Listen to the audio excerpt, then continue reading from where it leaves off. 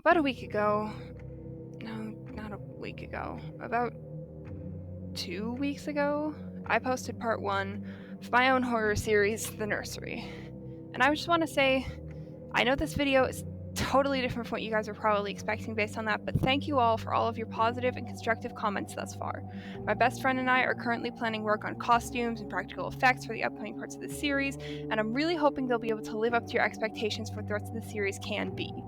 It's not really what I'm here to talk about, in the slightest. I just wanted to give a small update on that.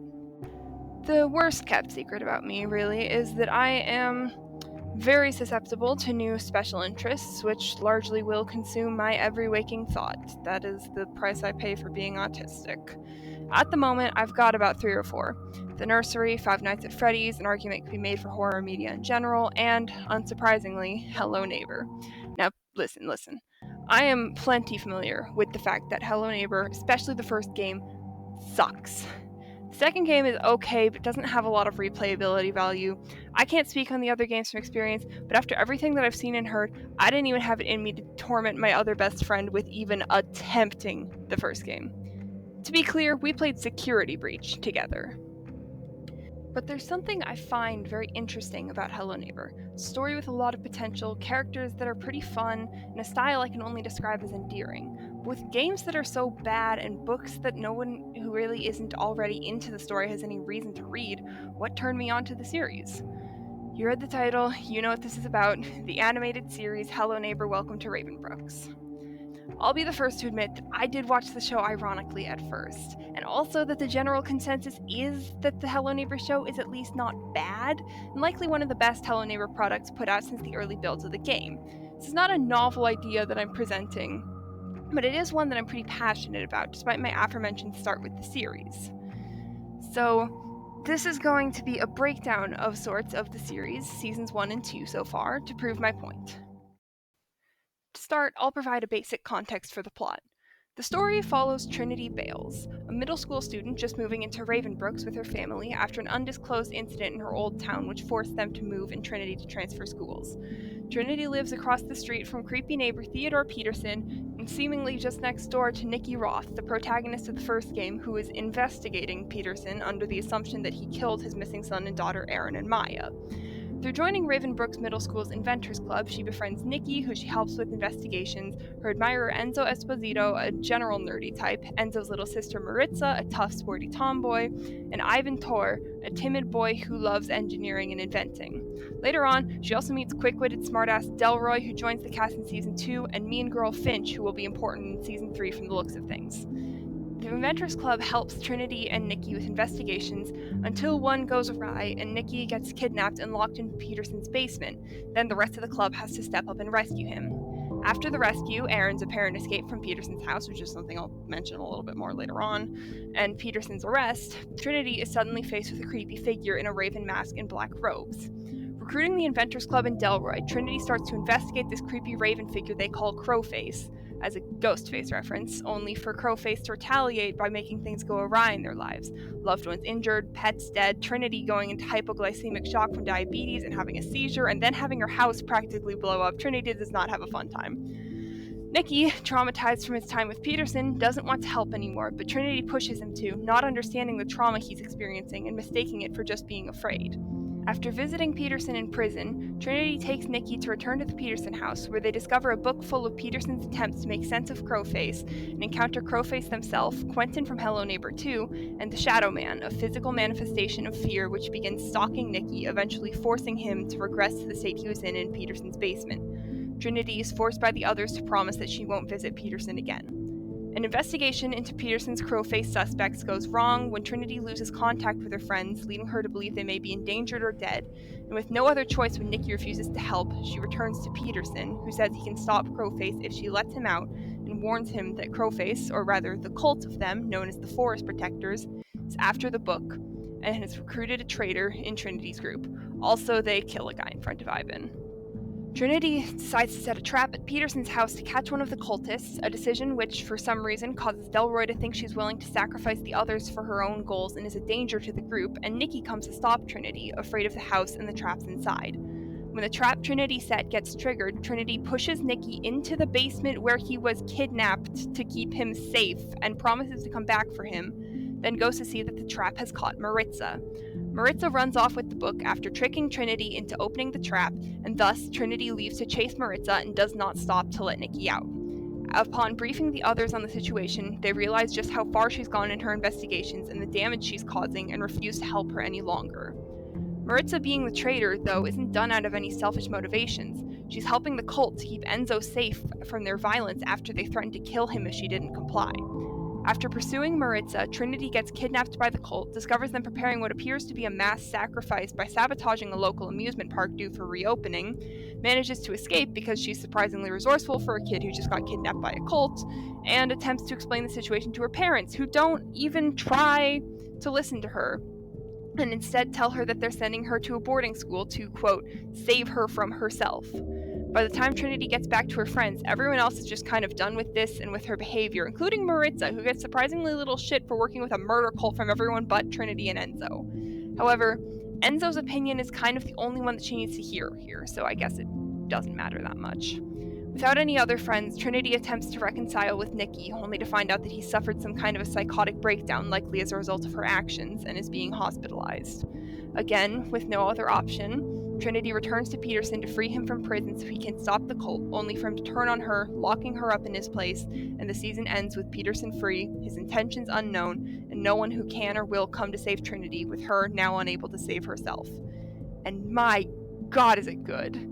Now, there are a lot of moving parts that make this good, and I'm not going to be able to go over all of them. Like, I'm not going to sit here and talk about how the characters are animated or the references in each episode or whatever, but before Season 3's release, which as I'm writing this, I really hope is far enough out that I can get this video out, I wanted to throw my hat into the ring to talk about at least some of the reasons this show is so good, as well as a couple of bonus things at the end, just for fun.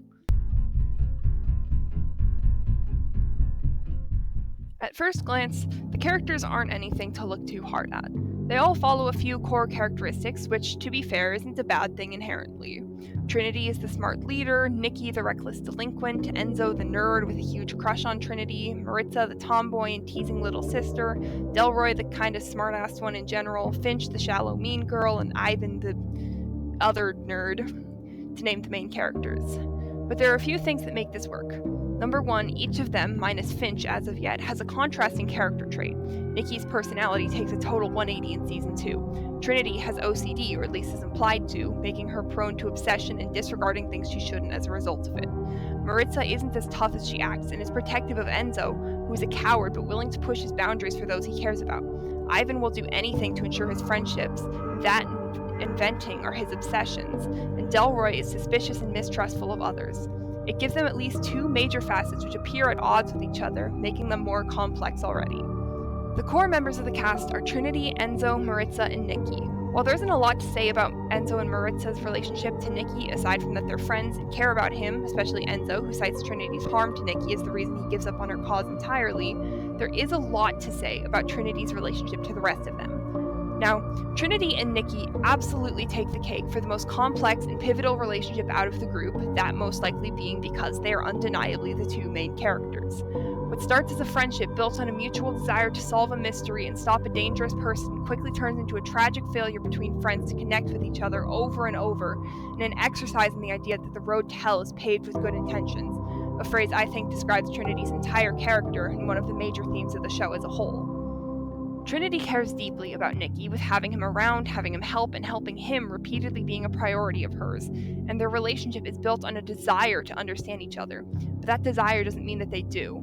In Season 1, Nikki's encouragement for Trinity to face her fears genuinely, meaningfully helps her, and in Season 2, we see Trinity's repeated attempts to do the same, to be patient with Nikki, to encourage him to face his fears, to not leave him alone with his thoughts in a school full of people bullying him.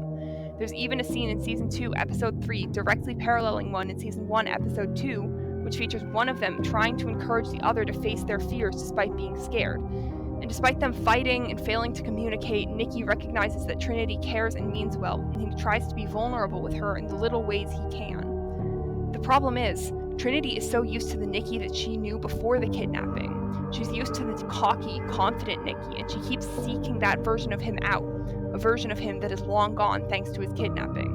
And when Nikki tries to be vulnerable with her, she doesn't see it. She misconstrues his trauma for normal fear, and she doesn't hear what he tries to tell her when he tries to tell her that he is not well. She cares about him, but she still misses his cries for help. That leads her to tread on the vulnerability he offers her and make mistakes that hurt him. Her care isn't enough when she doesn't act on it the way he needs, and there's a really good and honestly kind of heartbreaking scene in Season 2, Episode 4 where she addresses this. I know I couldn't help you the way you needed, and I'm sorry for that, but if you won't help me, I can't do it alone.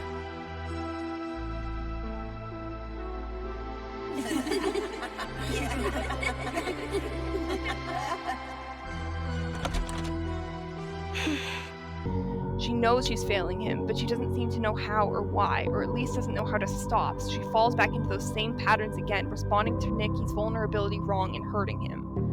And despite all of this, Nikki still cares about her. When he's hospitalized, he attacks her at first, but when the mask comes off and he sees Trinity trying to help him, he reaches out to her before the ambulance doors shut. And I don't have any intelligent commentary on that, that just makes me sad. Trinity and Enzo start out as your typical cartoon character with a crush type of relationship. Enzo falls for Trinity instantaneously upon meeting her and spends most of the series blushing over her, trying to impress her and getting teased by Maritza for his crush. But what sets them apart is the trajectory of their relationship. First of all, it's worth noting that in the book series, Enzo and Trinity are in an established relationship and likely will be headed that direction in Season 3. But second of all, I think that Enzo is a sign of Trinity taking her relationships for granted because of the urgency of their situation, assuming there will be no social consequences to the things she does until they've finished their investigation because that's more important. Trinity quickly clocks Enzo's crush on her, and while she largely disregards it, she does use it to advantage in Season 2, Episode 3 when she openly flirts with him to get him to help her, something Maritza rightfully calls out.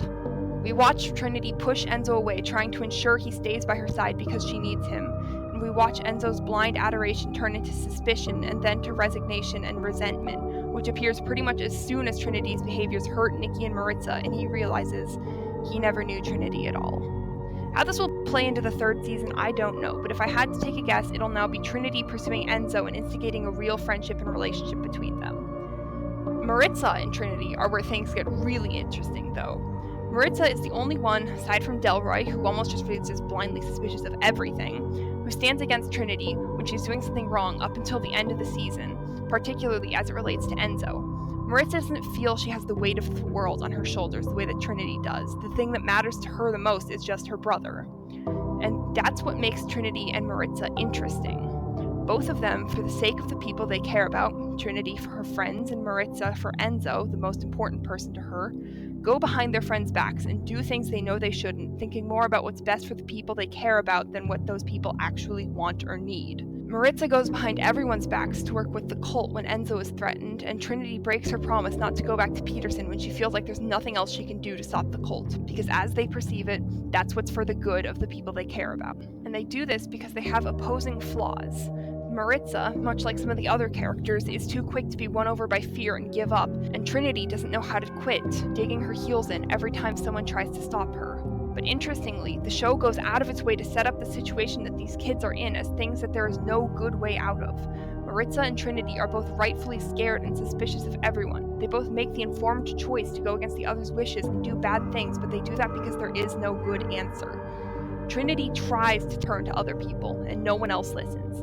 The cult has proven to Maritza that they are capable of and willing to harm her family.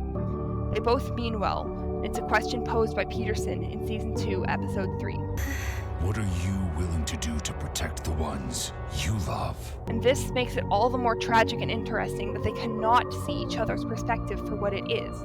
Trinity assumes Maritza a traitor, Maritza assumes Trinity a liability. Neither one can see where they're coming from the same position of desperation to help the people they care about. Everything about their reactions to the cult hunting them down mirrors each other. They make the same mistakes in different ways and persecute each other all the same. As for everyone else, most of their relationships take the backseat, but they're worth noting anyway. Maritza and Enzo appear to be a typical older brother-younger sister duo, with the younger sister being annoying and teasing her brother while he has to look after her, established by Maritza saying she's not allowed to walk home from school without Enzo. But as suggested by the last part, it's really clear to see upon rewatches that Maritza is repeatedly the one protecting and protective of Enzo. It's why the cult knew to threaten him to scare Maritza into compliance, and why Maritza chose to go along with it to save him. Delroy doesn't get along with Nikki, or really anyone, though he seems to respect and like Trinity enough to help at first, but he's the first to call out when Trinity's actions aren't only something he perceives as dangerous to the rest of them for seemingly no reason, but also genuinely wrong and harmful to the people around her, including when they only harm Nikki. Ivan, closest with Enzo, is willing to do anything his friends want him to, eager to please them and keep him around. Finch appears to respect Trinity the most out of the Inventors Club, and Nikki the least. She seems to just fucking hate Nikki, by the way. But Sick Nick is still here. Huh? According to my script, that part was over 1,000 words. This next section is shorter by a lot, I promise. In the first episode, about 8 minutes in, after generally goofy and lighthearted character introductions and plot establishment, only juxtaposed by the slightly desolate environment and creepy introduction of Mr. Peterson, we're treated to our first horror-esque sequence, which sets the tone for the level of tension we're to expect for the entire rest of the show. Over a phone call, the realtor who had just helped the Bales family move into their new home admits that she intentionally didn't tell the family that someone had died in there before their move, calling it the death house and laughing over how they can't sue her over it because the person had died of natural causes. And then a raven starts attacking her, grabbing at her hair and pulling her out into the street. As tense violin music picks up and swells, we hear the honking of a truck, then see it towering over this helpless woman in the middle of the street as she continues to struggle against the bird. As the light of the truck's headlights approaches her, she notices too late the situation she's in and is only given time to scream, dropping her belongings and shattering her phone as the truck strikes and kills her. In the uncut version, we see her bloodied corpse hanging out of the wheel well of the truck when the driver stops, but the scene is solid and has the effect it sets out to, even without any more quote-unquote explicit imagery. This is genuinely one of my favorite scenes in Season 1, because it sets the tone for what to expect from the rest of the show, and it's a tone that the later horror scene in Episode 4, Nikki's kidnapping, follows. These scenes are short, but they hinge upon a rapid building of tension that builds off the already eerie and uncomfortable environment of Ravenbrooks, and emphasizing the tension and helplessness and terror of the characters' situations. The realtor's dialogue already helps to establish some of that uncomfortable environment, telling us that something bad is happening in Ravenbrooks, and then that something bad happens right in front of our eyes. The tone of the show shifts back and forth between comedic and dark, delicately handling the dark sequences to not offset them with comedy too much. And even when things are on the lighter side, which becomes increasingly scarce with Season 2, we're left with the helplessness of the characters in the back of our minds. Speaking of the characters' helplessness, the plot is kind of mean to its characters. Maybe less so, in fact, significantly less so in Season 1, but in Season 2 it is unrelenting and mean to the main kids. Allotted no break after their last big mystery, their new mystery immediately starts biting back in a way Peterson never did. The cult has some influence over luck in the town that has yet to be fully explained in the show, and I haven't finished the book series yet, but it allows them to indirectly cause bad things to happen to other people. When the kids begin digging into it, the cult thrives on causing bad things to happen to them. Every time they have a lead, or some way to fight back against the cult, something happens to take that away, and then 10 other things happen to add insult to injury. For example, Trinity gets the book, then her group gets ambushed and she nearly loses all her friends to the cult, forcing her to return to Peterson only for them to be fine. Then she loses the book because the cult has recruited Maritza, then she gets kidnapped, then her attempt to explain things to her parents and ask them to help leads to them ignoring her. Then she loses her friends. Then she loses Nikki individually, and that's entirely her fault. Then when she finally agrees to let Peterson take care of the cult because she can't do it alone, that backfires too, as she's locked up in prison in his place. It's unrelenting, it's ruthless, and it's mean. And this works. See, as implied by the dialogue from Nikki, who describes the cult as something the town is built on, and the Ancient Curse achievement in Hello Neighbor 2, the cult has been around for a long time, and as seen in the show, almost everyone in the position of power is in the cult. Officer Leslie Cornwell and likely his partner Keith Nielsen based on the games, School Principal Valeria Abanante, Mayor... don't worry about his name actually, I don't know that he has one, Everyone that could give the kids any sort of leverage to stop the cult as an ally is in the cult. And not only that, but the cult plays dirty. They kill Delroy's dog, cause an animal attack against Maritza and Enzo's parents, and repeatedly attempt to kill the kids. Peterson was frightening to the kids, yes, but he was never this ruthless. And that's the thing. They're kids, and they're frightened. They're operating poorly under stress, as young teens tend to, struggling to prioritize stopping the cult over interpersonal drama and each other's well-being over their fear of the cult, and that causes issues between them that worsens their sense of helplessness against the cult. But here's the other thing. They never stood a chance. Like I mentioned, this cult has been around for upwards of 175 years, based on the state this series takes place in, being founded in 1821, and it's full of everyone in power in Ravenbrooks and capable of swiftly taking care of anyone who poses a threat to them. And the kids, they're just a group of fucking middle schoolers. Even if they were doing everything perfectly, they'd still be overpowered, outnumbered, and beaten easily because that happens unfairly at no fault of their own. These kids never stood a chance, and the show makes sure we know it. A common trope in media is that when dealing with a kid protagonist, the adults in their life are helpless, incompetent, ignorant, neglectful, or outright malicious. In most cases in kids' media, this is a convenience, a way to write the adults out of positions of power in the story to empower the children, because kids don't want to read stories where the grown-ups fix everything. In Welcome to Ravenbrooks, however, this is a part of the plot that leaves the children more vulnerable, and I think that works to the benefit of the story. As I mentioned in the last section, every person in a position of power is in the cult. The only adults who aren't, the kids' parents and Peterson, range from absent to an active danger to the kids. Trinity's parents doubt everything she says and does, perceiving and treating her as a danger to herself and others. Nikki's parents appear exactly once to stop him from getting violent during a breakdown, and never again. Enzo and Maritza's parents appear exactly once as well to get attacked by squirrels, a consequence of the investigation and a fuel for Maritza's fear of Enzo getting hurt. Peterson is an active danger to almost everyone around him, especially the kids, to whom his behavior borders on sadistic. The literal only adult who isn't in any of the above categories is killed as soon as he becomes apparent that he is not a cultist or an active danger. It's uniquely isolating, being a child who feels no adults are trustworthy. I was lucky enough to have good parents, but even I know that feeling. The world is out to get you, and the people who are supposed to protect you at best don't care. That is, in the most literal sense, the situation that Trinity and her friends find themselves in, and it makes them feel more isolated, more helpless, and it hammers in that truly there is nothing they can do. Another decently common trope in media, from the perspective of someone who doesn't consume a diverse variety of it, to create an interesting dynamic between two characters, often hero and villain, is to create parallels between them. It's the whole "we're not so different, you and I" trope, but not stupid. The Hello Neighbor show does this, to an extent, with Trinity and Peterson. While Peterson never says it explicitly, he himself draws parallels between himself and Trinity in their conversations while he's in prison. He starts off asking her if she enjoys the thrill and intrusion of spying on people, then admits to her that he'd been spying on her family between the time between their move and his arrest. He tells her she's trapped in whatever the cult is planning, just like him. He tells her their fates are entwined. He asks her the questions he's had to grapple with himself. How far would you go to try and free yourself from an inescapable fate? What are you willing to do to protect the ones you love? With an emphasis on you in those questions, it becomes clear that he's had to make his own choice in the matter, and is pushing Trinity to make hers because of that. Both of them are arguably obsessed with the cult, causing them to both descend into paranoia. With nothing else to do, they stalk, spy on, and track down others, always looking for someone new to be suspicious of. They want to protect those they love, but can never seem to do the right thing. Granted, Peterson being a generally crap dad and husband, and then kidnapping his own son was not the series of well-meaning mistakes that wording might imply. Enzo even says it himself. Trinity hurts Nikki the same way that Peterson did by putting him back in the basement, and their relationship mirrors this. Peterson sees himself in Trinity, and so he taunts her, wears her down. He refuses to answer her questions, knowing she's desperate enough to take what little he'll give her.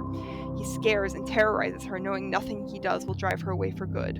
And Trinity won't walk away. She can't.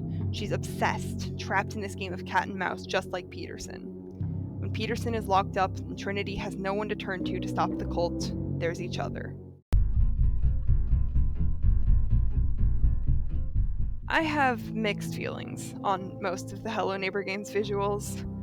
While I love the heavily cartoony style that the series aims for, it's not consistent. Games like Hello Neighbor 1 just look unfinished, whereas more polished games in the series like Search and Rescue look, well, polished and work within the art style well. In general, though, Hello Neighbor has always aimed for a surreal, cartoonish style, and this series nails the Hello Neighbor look. Peterson is an absolute hulking beast of a man compared to the kids, making it understandable how he actually intimidates them. Everything looks a little desolate and bizarre, and the scenes designed to look surreal absolutely do. After Trinity goes into hypoglycemic shock in Season 2, Episode 2, she finds herself caught in a bizarre nightmare. None of the placements of anything make sense, things move and contort unnaturally, and everything is designed to be uncomfortable and strange, creating one of the most memorable and visually stunning scenes of Season 2. Unconcerned with realism, the scene instead focuses on what will be the most shocking, dramatic, and interesting to look at. And it's not just the dream sequences that are unconcerned with realism. The show plays fast and loose with lighting and shading, using it not as a tool to make the scenes look more natural, but to make them look more unnatural, and thus more visually interesting or shocking. This is what I think a Hello Neighbor show should look like.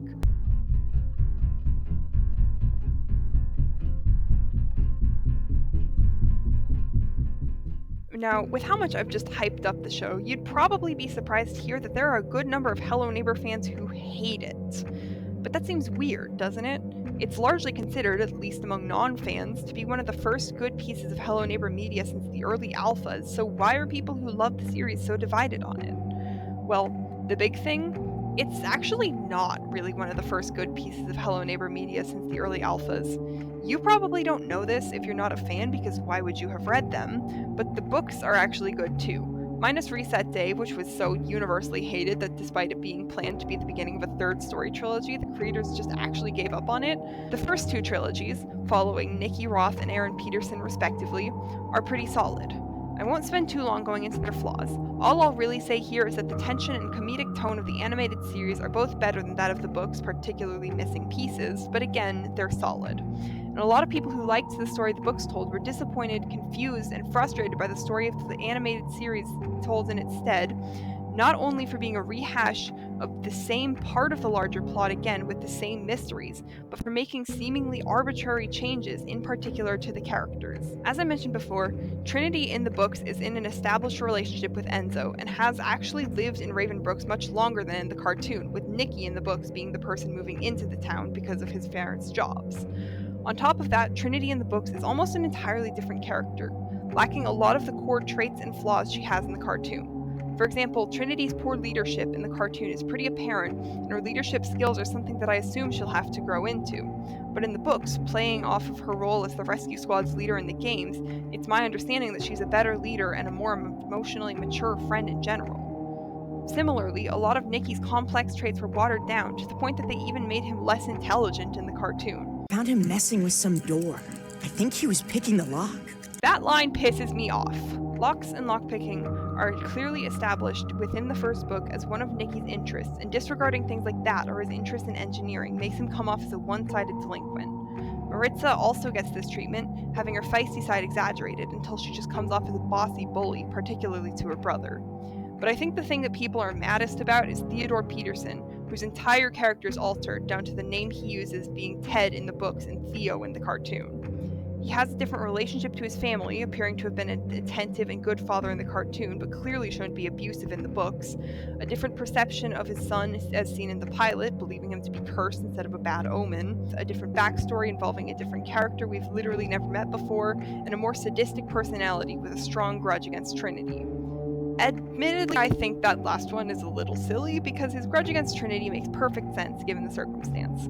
She's the one who got him exposed as a kidnapper and arrested. She's the one who freed Aaron from his basement, something that also goes under-discussed in the cartoon, what actually happened to the Peterson children. Maya is dead, Aaron was in the basement. Yes, he's more sympathetic to Trinity in the books, but Trinity in the books didn't cause all of that to happen. But the principle of the matter remains. It's not just changes in parts of their circumstances. In fact, most of their circumstances are pretty much the same. It's changes to core facets of their characters to make them more flawed or more sympathetic or ultimately just to drive the plot along. Ultimately, the show has its flaws, just like the books, and a lot of the ideas presented in the cartoon, for better or for worse, are new, but they get a lot less flack than they maybe should because the cartoon is the reason so many new fans who don't have that attachment to the books got into the series.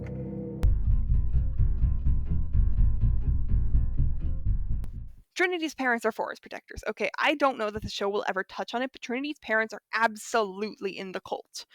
Now, some of their behaviors admittedly start before there's reason to believe they'd had any contact with the cult, and to an extent they are just bad parents who treat their daughter like a criminal and a landmine waiting to go off. But considering they're heavily influenced by Principal Abenante, a higher up in the cult, as far back as Season 1, Episode 2, I think a lot of their behaviors as far back as Season 1, Episode 4 could be explained by them being cultists. I have a part of this theory that I can't prove no matter how hard I try, which is that the school's PTA is a front for bringing new members into the cult, and it's admittedly dampened a lot by the fact that Diane Peterson was said to be in the school board and was killed by the cult, at least according to the books, but I did say it was something I can't prove.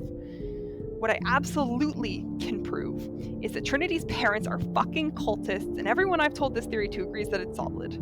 So here's my lightning round of evidence. Abenante, a cultist, has a lot of influence over them as far back as Season 2, as mentioned. They just unquestioningly believe and go along with every word she says.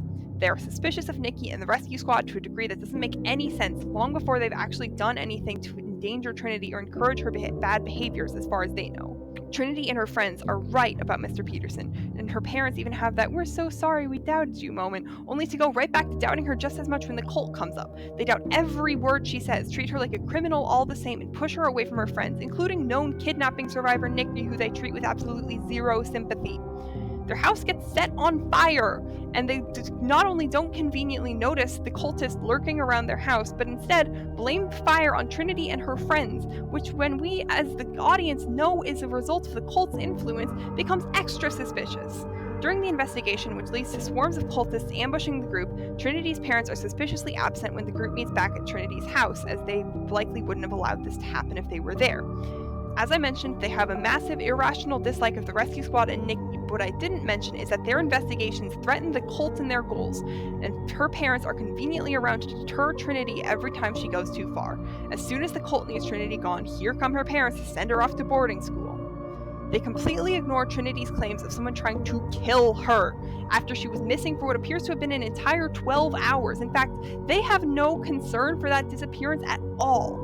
At the end of Season 1, Trinity sees a cultist outside her bedroom door, and while the front door implies that they left the house, they do just straight up disappear after leaving Trinity's room. It would have been very easy were that cultist one of her parents to simply return to their bedroom and wait Trinity out.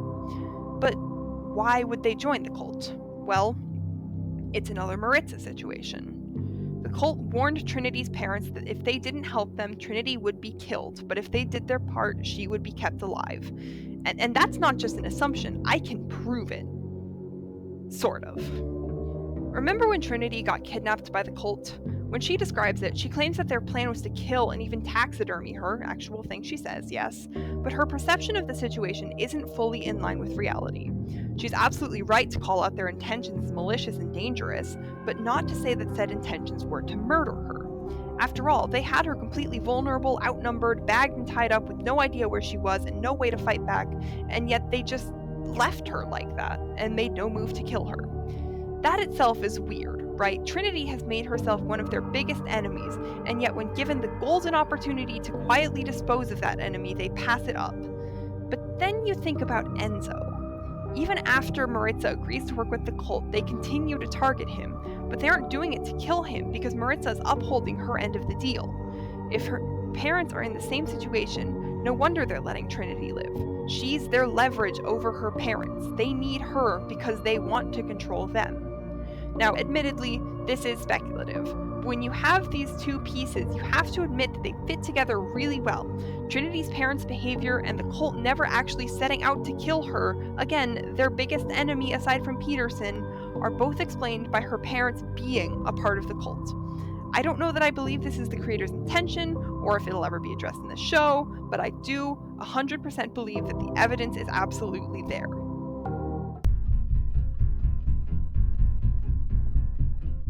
As genuinely, pretty good as the books are, and as very good as they are by Hello Neighbor standards, they were never going to bring new fans to the series. It was never going to change people's opinions on what Hello Neighbor was. But this show is different. I'm not going to pretend it's a cinematic masterpiece, not at all. It's held down by some mid-comedy, a poorly paced episode or plot point here and there, the characters kind of making anime noises, the characters more egregiously just sometimes acting to progress the plot more than anything, a few errors, and inconsistency with the book and game plot in places where it's either unnecessary or actually bogs it down with random differences. But there is one thing that this show is, and that's good. Hello Neighbor, Welcome to Ravenbrooks is a good show and a great piece of Hello Neighbor media. It's brought enough eyes to the series for the creators to be planning a movie. For as bad as Hello Neighbor is, I genuinely believe it was someone's passion project that, because of attention-seeking behavior from the team behind it and how quickly the first game devolved, often gets treated as unskilled, low-effort, content farm begging, money-grubbing slop content on the same level as Ban Ban. This show feels like we're seeing what they wanted Hello Neighbor to be all along. It's a win that the series has needed for a long time. As a small creator and new fan of the series decently well versed in its history, that makes me happy.